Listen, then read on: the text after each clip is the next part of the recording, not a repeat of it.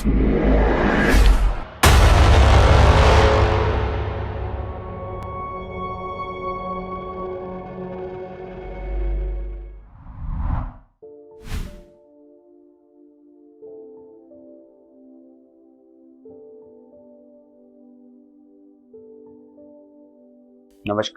ओम नमः शिवाय। तो आज का जो विषय है वो है विश्व गुरु। विश्व शक्ति बनना चाहता है Bharat. This concept of India being super power और वर्ल्ड लीडर एंटाइसेस अस। ये बहुत अच्छी बात है कि भारत जो है वो विश्व गुरु बनना चाहता है। अब गुरु कौन होता है? जो अंधकार से आपको बाहर निकाले उसे गुरु कहते हैं। और अंधकार से बाहर वही व्यक्ति निकाल सकता है जो खुद अंधकार से बाहर खड़ा हो। जो अंधकार के अंदर ही खड़ा है तो वो बाहर कैसे निकालेगा? और गुरु कब गुरु बनता है, ये चीज समझने वाली है। गुरु तब गुरु बनता है जब उसके पास ज्ञान इतना हो जाता है कि वो चाहता है कि अब मेरे अंदर अभिमान ना आ जाए। क्योंकि जब भी वो किसी से बात करेगा तो उसकी बातों में ज्ञान छलकेगा, ज्ञान दिखाई देगा।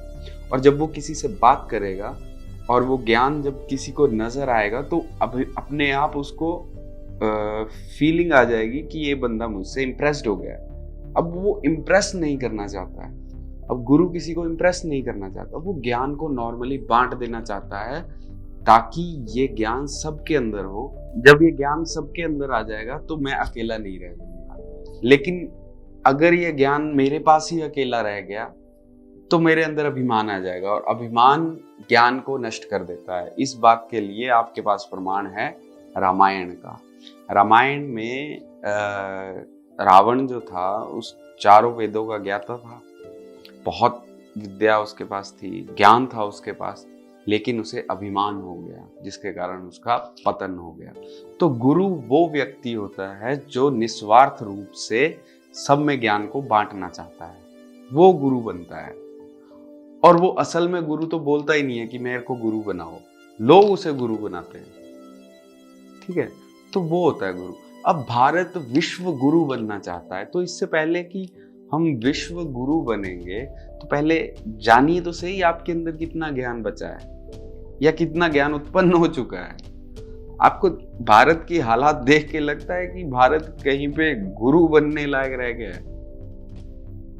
भारत विश्व गुरु था, है नहीं। और जो कंडीशंस है उसके मुताबिक बहुत मुश्किल है कि विश्व गुरु बना जाएगा। चलो, अच्छी सोच है, रखनी चाहिए कि हाँ हम विश्व गुरु बनना चाहते हैं। तो अब देखिए, थोड़ा अंदर आइए, भारत में घुसिए, अपने देश के अंदर घुसिए, इसे देखिए जरा। Look around yourself. Is corruption totally diminished? Corruption जा चुका है भारत से?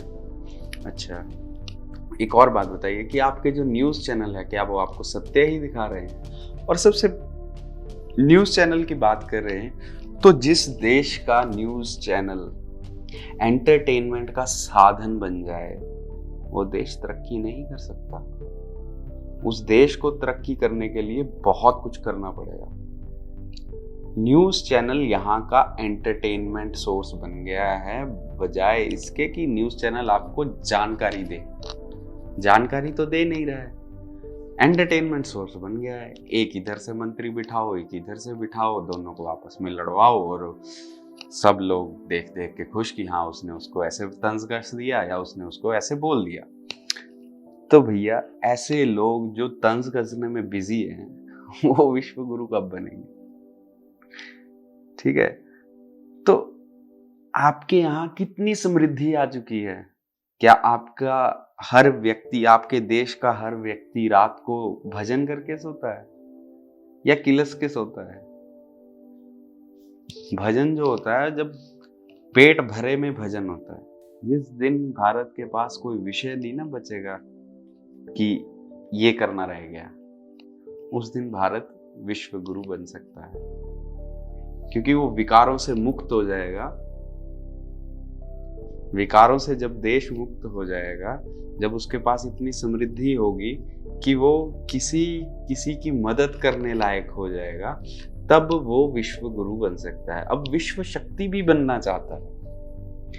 आप एक बात पे ध्यान दीजिए कि आपके देश में जितनी टेक्नोलॉजी आ रही है, जितनी रिसर्च एंड डेवलपमेंट हो रही है, क्या वो भारत की है? आप बुलेट ट्रेन जापान से खरीदते हैं, एरोप्लेन अमेरिका से, रशिया से खरीदते हैं, आपने फाइटर जेट्स फ्रांस से खरीद रहे हैं। आप एक्चुअल में उनको पैसा दे के उनकी टेक्नोलॉजी खरीद रहे हो। आपकी अपनी टेक्नोलॉजी कहाँ है? आप देश को छोड़िए, आप जिस कमरे में अभी बैठे हो या जिस भी जगह पे बैठे हो, नेचर को छोड़ के अगर आप नेचर में बैठे हो तो वो भारत की है। ठीक है, आप जहां भी बैठे हो अपने आसपास देखिए, आपको एक भी चीज मेड इन इंडिया नहीं मिलेगी जिसका पेटेंट इंडिया के पास हो। हर चीज जो है वो हम बाहर से खरीद रहे हैं। अपने रिसोर्सेज को यूज करके उनके लिए सामान बना के, सामान उनके लिए बना, रिसोर्सेज हमारे यूज हुए, मैन पावर हमारी यूज हुई, रिसोर्सेज हमारे यूज हुए। कॉपीराइट्स जब भारत की कंपनी ने उस चीज को बनाने के खरीदे तो पैसे पहले ही चले गए, फिर जो चीज बनी उस पे रॉयल्टी दी गई। तो ये काला धन है। ठीक है, असल में ये काला धन है। अब आपके रूम में कोई भी चीज आपको मेड इन इंडिया या पेटेंट इंडिया के पास हो उसका नहीं मिलेगा, कि जिससे कि वो चीज अगर बाहर के मुल्क में बिके तो पैसा भारत में आए। ऐसी कोई चीज नहीं आपको मिलेगी। अब आप सोच रहे हो हमारी इकोनॉमी ग्रो कर रही है जी, ऐसे वैसे।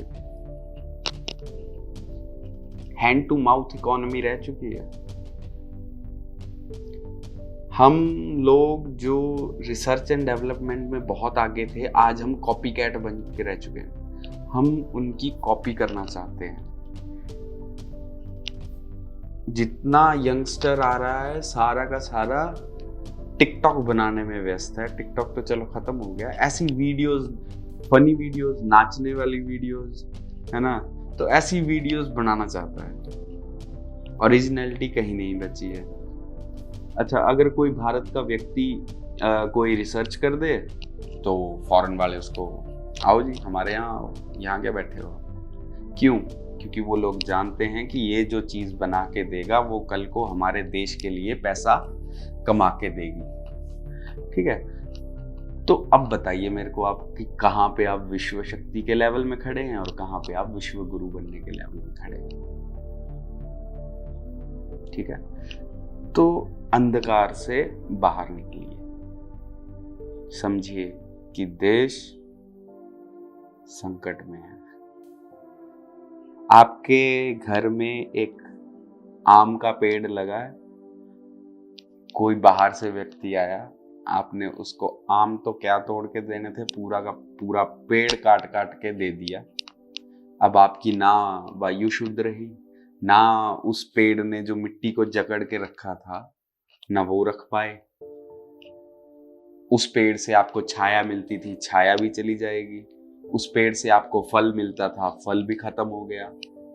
तो इन द एंड वो स्थिति ना आ जाए जो दिल्ली में हुई थी। दिल्ली में क्या हुआ कि उन लोगों को अपनी टेक्सटाइल इंडस्ट्री को, या जितनी भी इंडस्ट्री दिल्ली में थी, उसको बाहर धकेलना पड़ा कि आप लोग थोड़ा, देवर पुश्ड असाइड कि बाहर हो जाओ, दिल्ली सांस लेने लायक नहीं बच रही है आपके कारण। वो क्यों?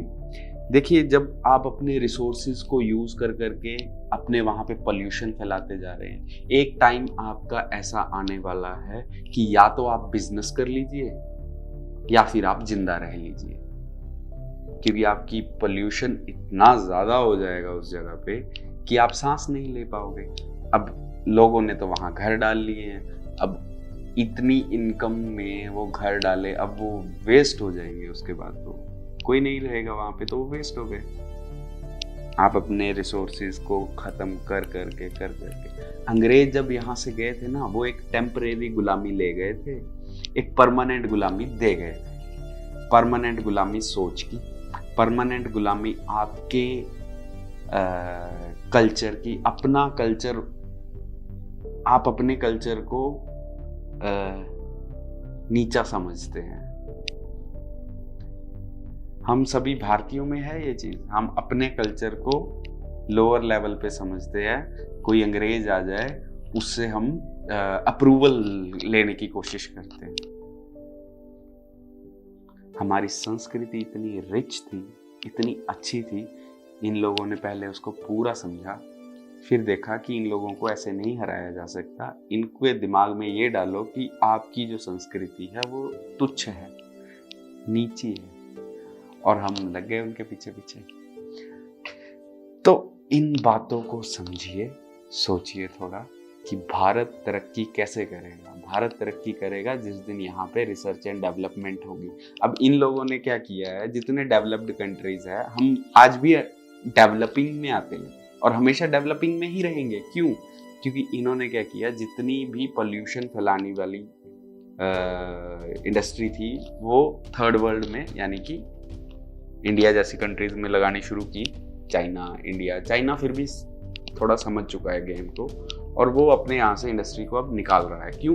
क्योंकि उसने अपना सेटअप इतना स्ट्रॉन्ग कर चुका है, वो पेटेंट के दम पे नहीं चला। उसने बोला मैं नहीं मानता पेटेंट को, जाओ जो करना कर लो। उसने इतनी प्रोडक्शन, मास प्रोडक्शन कर दी, इतनी ज़्यादा फैक्ट्रीज का लेवल उसने खड़ा कर दिया, मास स्केल में प्रोड्यूस करना शुरू किया। अब अपने यहाँ से इंडस्ट्रीज को भेज रहा है, इसको भी अभी साउथ अफ्रीका भेजेगा या कहीं और भेजेगा। अब गंदगी उन देशों में पनपेगी, चाइना क्लियर होने लग जाएगा, और वो सिर्फ टूरिज्म से पैसा कमाएगा, या जो लोग वहाँ पे आके रहना चाहेंगे उसके अकॉर्डिंगली वो पैसा कमाएगा। अपने जो इतना देख रहे थे ना कि ये इन्होंने इतनी बिल्डिंग्स बनाई, ये खाली पड़ी हैं ऐसे वैसे, तो अब वो उसको ऐसे भरना शुरू करेगा, क्योंकि अपना एनवायरनमेंट क्लियर कर लेगा। एनवायरनमेंट क्लियर हो जाएगा तो लोग वहाँ रहने आएंगे, क्योंकि नेचुरल ब्यूटी तो उनके पास भी बहुत अच्छी है। सॉफ्टवेयर्स में उन्होंने अपना बहुत ज़्यादा तरक्की की, उन्होंने अपने सैटेलाइट्स में की, हर चीज़ में की। तो किसी को अपने से छोटा मत समझिए कि हाँ जी चाइना को हमने ऐसे कर दिया वैसे कर दिया। रिसर्च एंड डेवलपमेंट जिस दिन तक भारत में नहीं होगी, भारत तरक्की नहीं कर पाएगा। इस बात को समझिए। रिसर्च एंड डेवलपमेंट अगर कुछ मांगना है तो रिसर्च एंड डेवलपमेंट मांगिए। उससे क्या होगा कि पेटेंट आपके देश में बनेंगे। जब पेटेंट आपके देश में बनेंगे तो पैसा उन कंट्रीज से यहाँ पे आएगा, यहाँ से जाएगा नहीं। और टेक्नोलॉजी को जब आप बेचते हो ना, तो उसमें पोल्यूशन नहीं होता है। पोल्यूशन होता है जहाँ पे वो बिक के गई, जहाँ बनेगी। अंग्रेजों ने एक चीज खतरनाक की है, उन्होंने जहाँ पे भी राज किया, सब कंट्रीज में से राजशाही तंत्र को खत्म कर दिया। भैंस कह लीजिए, एक भैंस को बांध के रखिए 10 साल और उसको अचानक से खुला छोड़ दीजिए और वो तो तबाही मचाएगी खेतों में जा जाके, कोई चक्कर नहीं, खाओ। फ्रीडम जो है वो रिस्पॉन्सिबिलिटी मांगती है, और बहुत ज्यादा ज्ञानवान लोग ही फ्रीडम को समझ सकते हैं, वरना जो चल रहा है वो खत्म करने वाला सौदा है। तो समझिए इन चीजों को। नारी शक्ति पे जो बात है वो अगले वीडियो में करेंगे। अपने अंतरात्मा की तरफ जाइए, अध्यात्म से जुड़िए, सनातन धर्म से जुड़िए, और सनातन धर्म का पहला कर्तव्य है मांस से दूर रहिए। मांस मत खाएं। मांस आपको धर्म परिवर्तन करवा सकता है, मांस आपकी सोच को बदल देगा। मांस खाने से आपका कुल खत्म हो सकता है, ये बात समझ लीजिए। बाकी इस वीडियो में सिर्फ इतना ही।